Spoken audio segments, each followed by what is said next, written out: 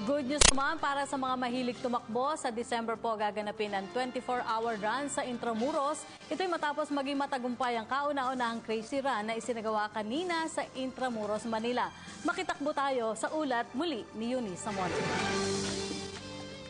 Isang 12-hour endurance run na isinagawa sa Intramuros, Manila mula alas 12 ng hating gabi ng Sabado hanggang alas 12 ng tanghali ngayong Mayo 29.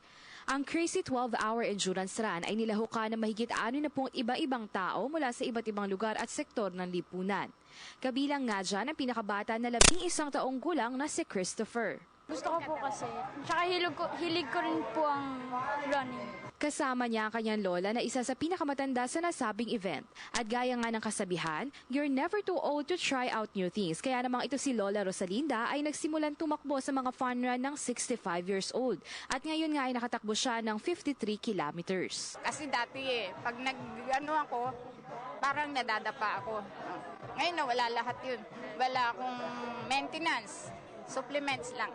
Ang mga kalahok ay tumakbo sa 50 kilometers Intramuros, Manila sa loob ng 12 oras. Isa naman na naiulat na nahimatay ngunit agad namang nabigyan ng karampatang lunas ng mga Red Cross na nakaantabay sa event. Ayon sa tagapangasiwa ng event, isa itong history at magandang simula umano upang mapalaganap ang turismo dito sa Intramuros. Kailangan physical fit ka dito, no? Kailangan yung mental mo talagang handa, no? Hindi lang dahil gusto mo or nayaya ka lang o naudyokan ka lang dahil ito kailangan buo, no? Buo ang sarili mo, buo ang kaisipan mo para sumabak ka sa gantong takbuhan.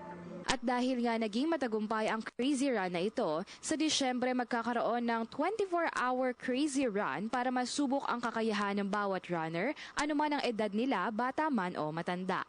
Kabilang sa mga overall winners ay sina Joji Dagaas na naka-37 loops at 103 kilometers, Hill Brazil na naka-30 loops at 89 kilometers, at si Rosalinda Augsimer na naka-19 loops at 53 kilometers. Nagtapos ang event sa isang masayang Zumba at pagkilala sa mga runners na may natatanging endurance.